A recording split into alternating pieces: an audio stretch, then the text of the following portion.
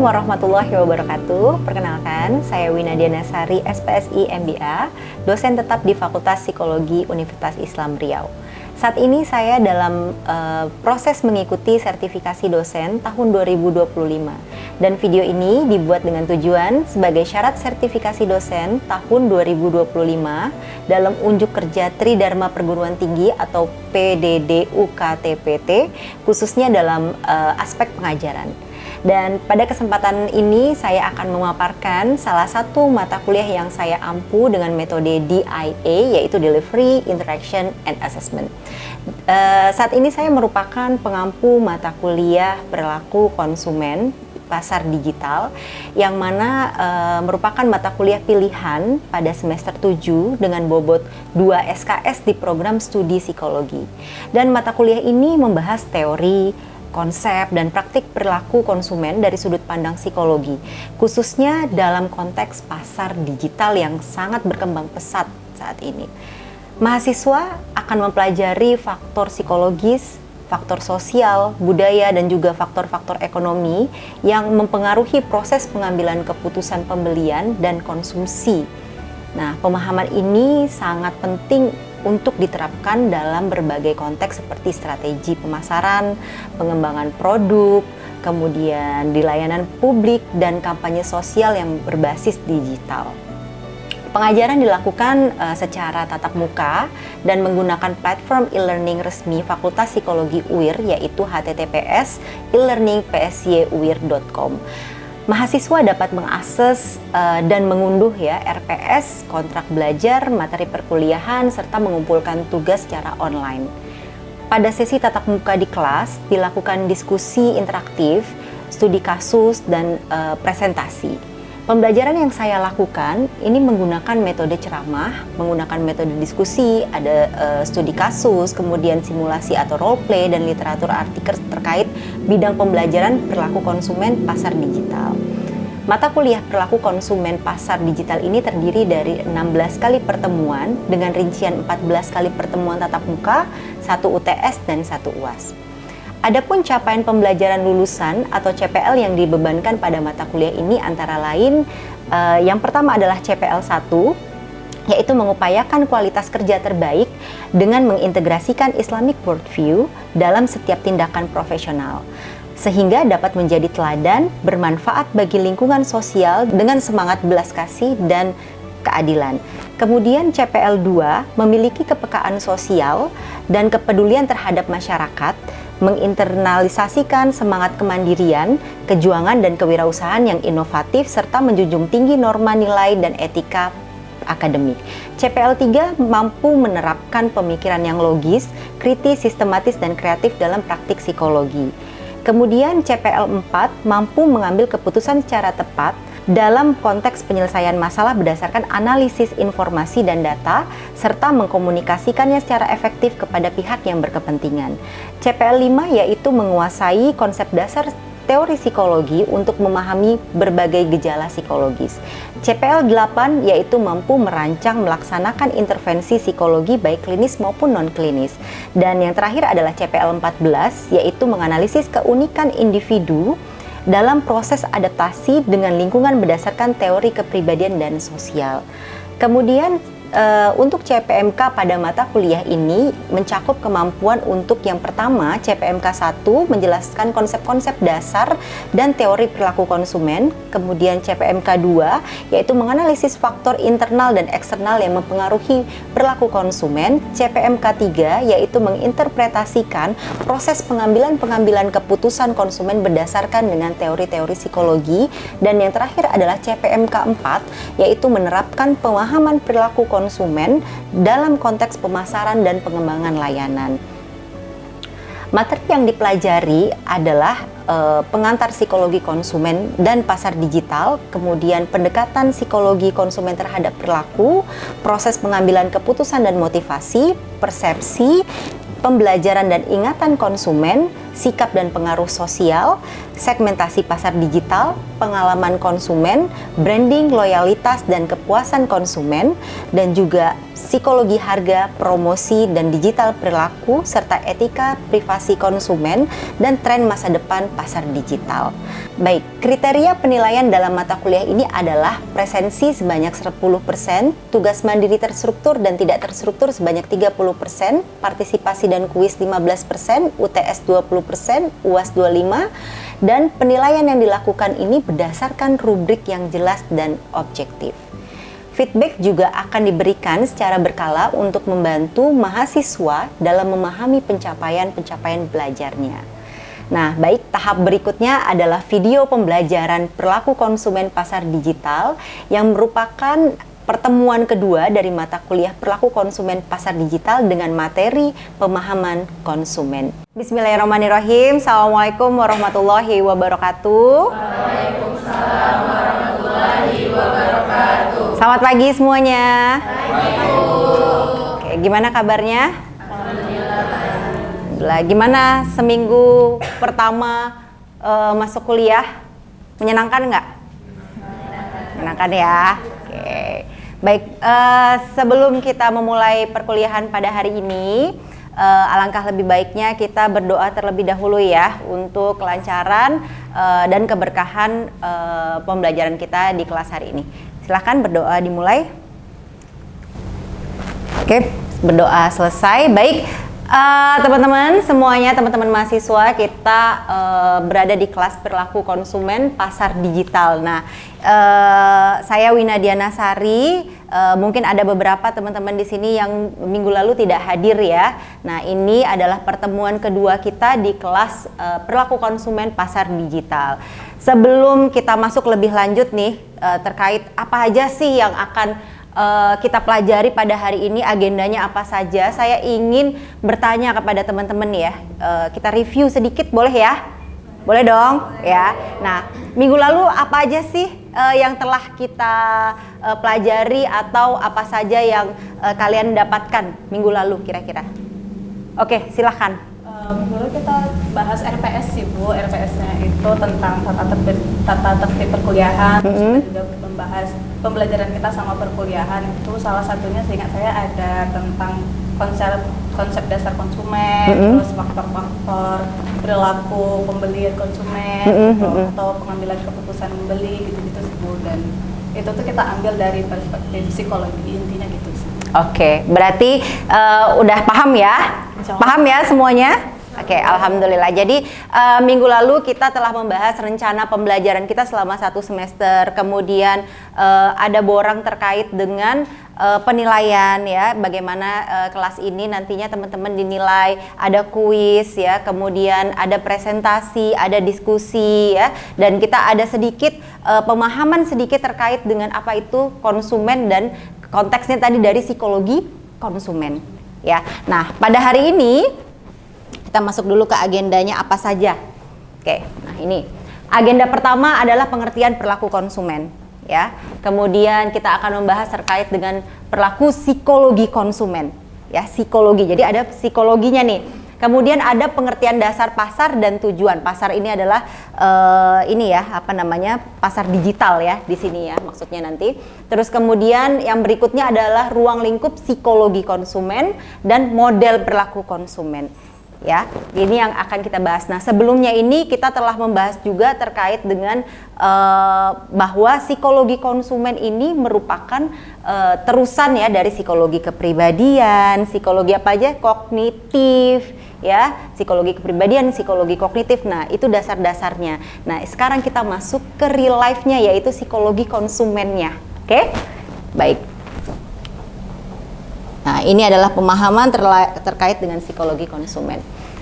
Oke, sekarang apa sih yang di benak teman-teman sekalian ketika terdengar nih kata-kata konsumen?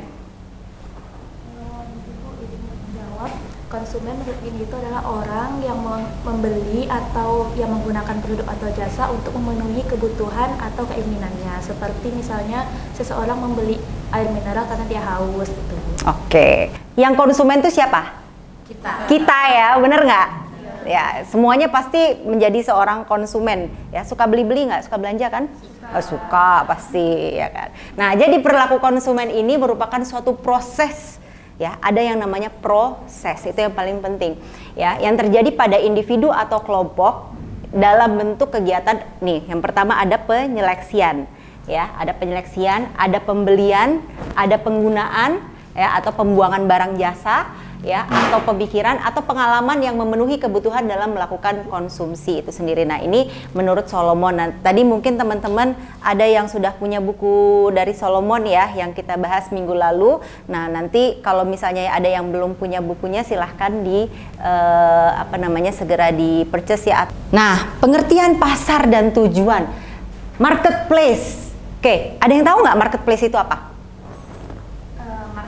Itu adalah sistem ekonomi yang berbasis platform yang memungkinkan siapapun menjadi penjual maupun pembeli. Contohnya itu di marketplace online itu ada mahasiswa pun bisa menjadi seller produk maupun juga berbelanja gitu. Oke, bisa. Silakan, ada lagi? Marketplace itu platform yang mempertemukan sebagai penjual dan konsumennya itu dalam satu sistem yang terintegrasi gitu Bu. Misalnya kayak di Tokopedia kan Bu. Itu produk bisa dijual dari toko yang berbeda-beda dan pembeli juga bisa memilih dari kayak harga, rating atau lokasi yang mau dibeli. Oke, terima kasih. Nah, ini bagus sekali nih ya jawabannya teman-teman. Jadi marketplace itu adalah sebuah tempat, wadah ya. Kita mau beli cilok tentu ada wadahnya. Ya, di mana? Oh, di pasar, di pasar malam mungkin. Sering ke pasar malam? Jarang. Oh, nggak pernah. Berarti zaman saya doang yang sering ya. Oke, jadi itu ya. Jadi ada wadahnya. Atau tadi bilang Tokopedia, berarti wadahnya apa? Online ya. Nah, di sini ada dua, offline purchase dan online purchase. Oke, boleh ada yang kasih contoh nggak online purchase? Oke, silahkan. Offline marketplace itu seperti pasar fisik seperti mall dan toko, sedangkan online marketplace itu yang berbasis internet seperti Shopee, Tokopedia, dan Oke, berarti kalau offline ada barangnya nih, ada tempatnya. Kalau online itu digital. Oke, ada lagi? Kalau yang di Pekanbaru nih? Kalau di Pekanbaru ada contohnya itu Matahari sih Bu. Oh, Matahari. Oh, sering ke Matahari kayaknya ya. Oke, Kan kalau mantap. ke sana harus belanja secara langsung. Sedangkan kalau misalnya kita belanja di Zalora ya. Bu, ya. Nah, di situ kan kita bisa sambil rebahan juga, sambil kapanpun tengah malam pun juga bisa kita akses. Oke, berarti bisa diakses secara online. Tadi mau sambil rebahan, mau sambil makan bakso gitu ya, bisa ya di Shopee gitu ya. Nah, itu dia online purchase dan offline purchase ya. Oke, jadi tujuan pembelian ini ada dua ya. Ada yang satu kita pemenuhan kebutuhan. Laper nih, pengen makan nasi goreng, ya nggak? Jadi kebutuhannya adalah makan. Kedua adalah gaya hidup. Kalau gaya hidup ini mungkin kurang lebih kita perlu ini alat komunikasi misalnya gitu ya, handphone kita perlu ya, zaman sekarang pastinya perlu, tapi kan mungkin nggak bisa sembarang handphone yang kita beli gitu. Nah, gaya hidup kita yang seperti apa? Ada tim Android, ada tim iPhone ya kan. Nah, itu adalah bentuk dari salah satu dari contoh bentuk dari gaya hidup gitu ya. Atau misalnya pakaian kan masing-masing semua punya seleranya ya, bener nggak? Ada yang penting murah nggak apa-apa gitu ya, yang penting cocok di aku. Tapi yang satu lagi mikir nggak, aku harus barang yang branded ya kan. Nah, itu dia pemenuhan gaya hidup ya. Oke, next one. Nah, peran konsumen, kita masuk ke peran konsumen nih teman-teman. Ada peran individu, ada peran kelompok. Kalau individu, diri sendiri, kita. Kalau kelompok, ada yang tahu nggak? Nah, kalau konsumen sebagai kelompok itu adalah ketika keputusan pembelian itu melibatkan diskusi atau kesepakatan bersama. Jadi misalnya itu saat di rumah tangga ingin membeli kulkas, itu ada pasti diskusi antara ayah dan ibu. Oke, benar, bisa ya. Berarti ini sering diskusi kalau di rumah ya. Bagus. Ada lagi? Konsumen itu dia nggak selalu individu. Jadi terkadang konsumen itu dia ada kepentingan organisasi di situ. Misalnya kayak kepanitiaan membutuhkan misalnya beli minuman itu berdasarkan keputusan bersama dari suatu kelompok atau juga berdasarkan suatu instansi atau perusahaan.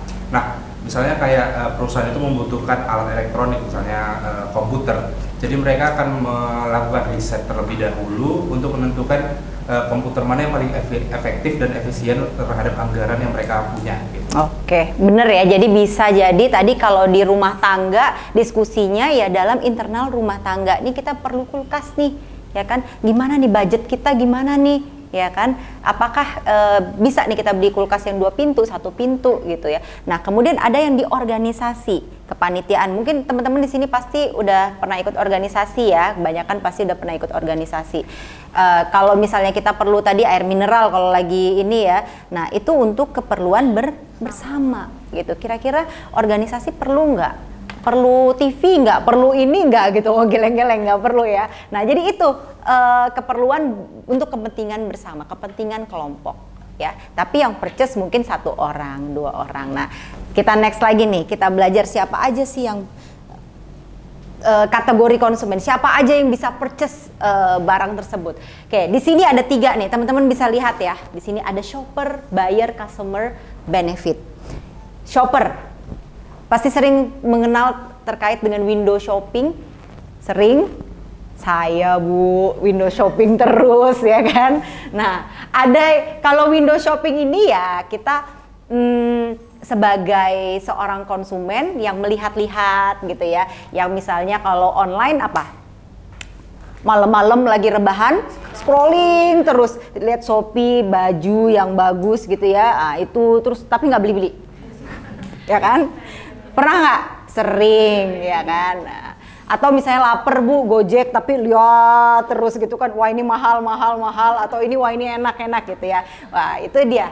Tapi kalau buyer adalah orang yang beli, orang yang bayar, the payer ya, yang bayar, yang beli gitu. Tadi misalnya kalau Gojek yang beli siapa? Ya misalnya kita nih gitu ya, yang transfer, yang masukin GoPay-nya dan lain sebagainya.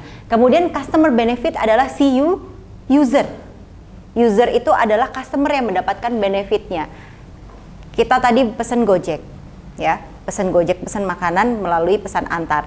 Terus kemudian kita yang scrolling, kita yang kita yang bayar, yang menikmati makanannya adalah kita. Nah, kita adalah sebagai si customer benefit atau as a user. Oke, ada nggak contoh-contoh lain yang kira-kira sama nih dengan ini nih? Oke, silahkan. Kalau situasi misalnya di shopper itu dia misalnya ada seorang ibu nih, dia yang membeli ke toko untuk mencari suatu cemilan untuk anaknya. Terus kalau keadaan misalnya buyer itu ketika sang ibu itu membayar makanan yang dibelinya gitu. Terus consumer benefitnya itu bagian yang si anak yang menikmati makanan yang sudah dibelikan oleh ibunya. Oke, berarti ada ibu yang lagi mencari kayak makanan yang sehat nih, apa nih yang bisa buat jajan untuk anaknya, apa nih, terus kemudian dia yang bayar, kemudian anaknya yang menikmati. Oke, anaknya as a user ya. Ada lagi? Ada? Nggak ada? Oke, jadi itu bisa. Atau misalnya kalian membeli hadiah ya, hadiah untuk seseorang. Pernah beli hadiah? Pernah dong ya, untuk misalnya untuk mama tercinta kita. Terus kemudian kita udah ngeliat nih gitu, tapi yang bayar mungkin abang kita ya. Abang kita, beliin lah itu hadiah ulang tahun untuk mama gitu kan. Aku udah lihat nih baju yang bagus gitu. Ya kan, oke, udah lihat, terus kemudian ya oke, abang transfer ya sekarang gitu ya. Oke, dibelilah di misalnya di mana, Tokopedia atau Shopee atau manapun ya, di marketplace online. Terus kemudian yang menikmati si ibunya ya, as a user tadi. Nah ini adalah dinamika. Jadi the shopper is often the buyer but not always as a user ya. Jadi ini. Dan people don't buy product but they buy benefit. Sering ya dengar ini ya kan. Jadi kita itu kadang-kadang nggak beli produknya ya, as a user kita nggak beli produknya, tapi kita beli benefit dari si produk itu ya. Di sini ada 2 benefit. Yang pertama practical benefit and unusual benefit. Practical benefit adalah core benefit of the product. Tadi handphone core benefitnya apa? Alat komunikasi. Unusual benefit, the feeling of pleasure and pride. Kalau kita ngomongin handphone lagi, tadi ada yang tim Android and tim iPhone, Apple ya. Nah, jadi otomatis itu adalah benefit pride-nya. Oh, aku kalau misalnya pakai iPhone pride-ku begini, tapi kalau aku pakai Android itu aku pride juga, gitu kan? Ada tim-timnya nih, gitu ya. Nah, ini adalah yang dimaksud dengan practical benefit, unusual benefit. Ada yang bisa kasih contoh lagi nggak, unusual? Kalau untuk yang unusual benefitnya mungkin bisa dilihat dari status sosial. Nah itu contohnya situasinya kayak misalnya seorang mahasiswa dia itu lagi membeli sesuatu yang merek terkenal yang punya nama besar. Nah itu tuh bukan karena hanya kualitas tapi juga karena dia pengen ngerasa terlihat trendy di sosial media gitu. Oke, bisa ya. Jadi itu biar kelihatan nih, biar teman-temannya tahu nih bahwa oh ini aku kalau pakai sepatu ini jadi oke nih gitu. Itu ya. Jadi itu bagian dari benefit yang diterima. Nah, kemudian ada keunggulan dan konsep produk dan jasa. Jadi ada 4 macam keuntungan produk yang didapatkan oleh konsumen. Yang pertama adalah basic core. Tadi quality, design, ya. Tadi sepatunya bagus nih, kualitasnya bagus. Terus kemudian yang kedua adalah accessory ring atau added value. Ya, di sini dicontohkan showroom, service, payment method. Misalnya sepatu tadi, kita contohkan satu sepatu. Ya, sepatu tadi kalau kita ke gerainya, misalnya saya sebut satu nama brand, misalnya Nike, itu kayaknya mewah banget nggak? Ya kan, masuk nih, terus kayaknya kok ada lampu-lampu, ada ini gitu ya, terus sepatunya dipajang, kelihatannya bagus banget gitu. Nah itu adalah showroomnya, jadi added value-nya dari suatu produk tersebut. Kemudian ada servisnya, orang dateng, kan kita nggak dicuekin dong.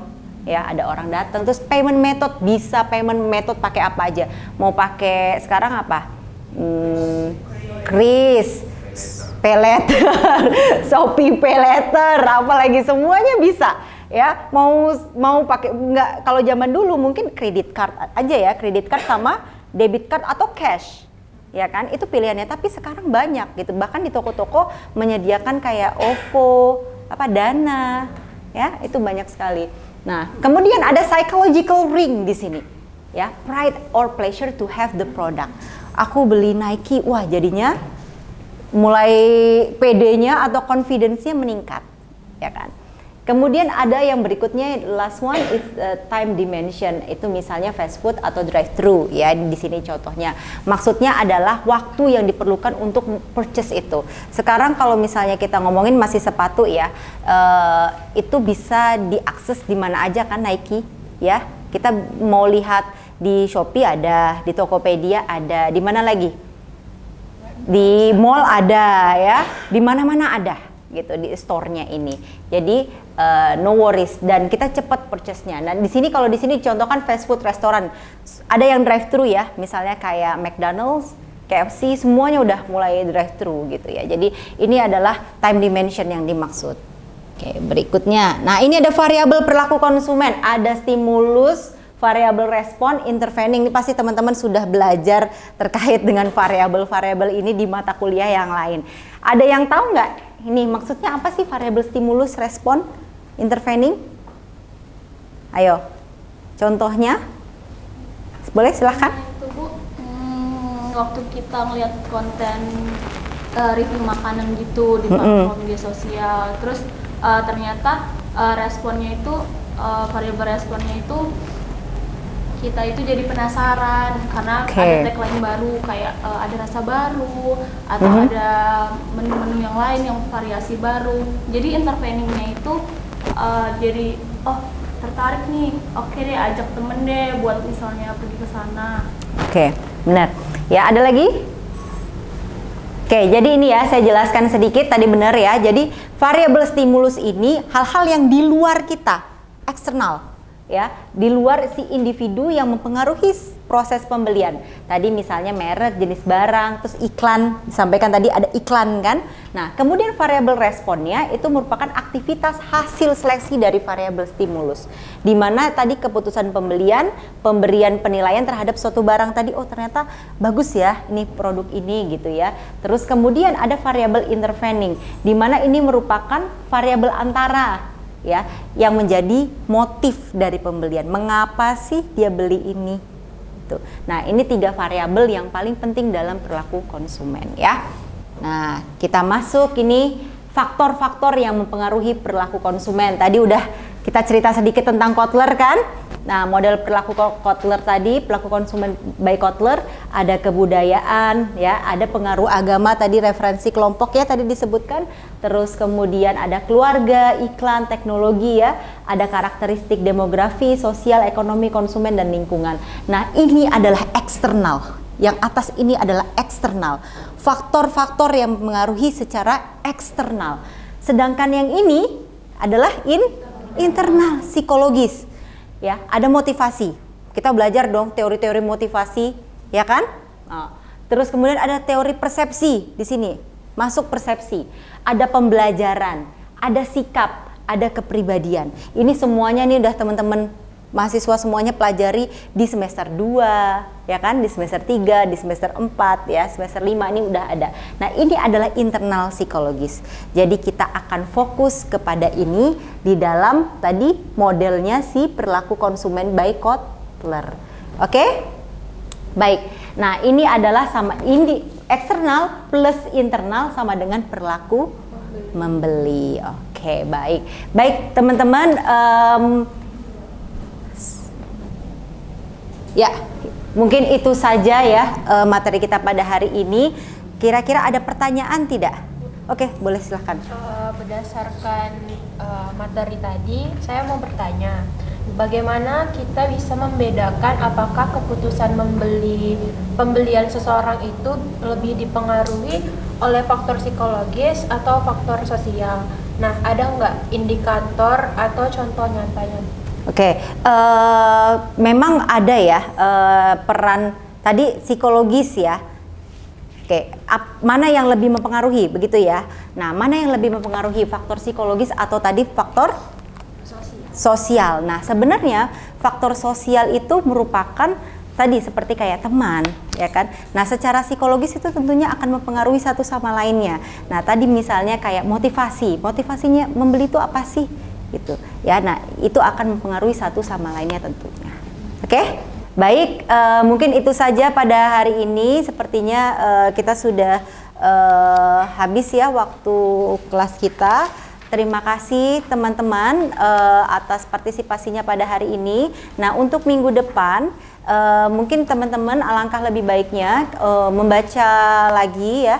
Kita minggu depan akan membahas terkait dengan motivasi. Ya, motivasi tadi merupakan pengaruh internal ya, faktor yang mempengaruhi secara internal. Nah, kita akan bahas sedikit terkait dengan motivasi konsumen itu apa saja sih di minggu depan. Oke? Terima kasih semuanya. Assalamualaikum warahmatullahi wabarakatuh. Terima kasih telah menyimak video pembelajaran dalam mata kuliah perilaku konsumen pasar digital ini pada Prodi Psikologi Universitas Islam Riau. Semoga menjadi pertimbangan baik dalam proses pengajuan sertifikasi dosen gelombang pertama tahun 2025. Saya Winadia Nasari, terima kasih. Wassalamualaikum warahmatullahi wabarakatuh.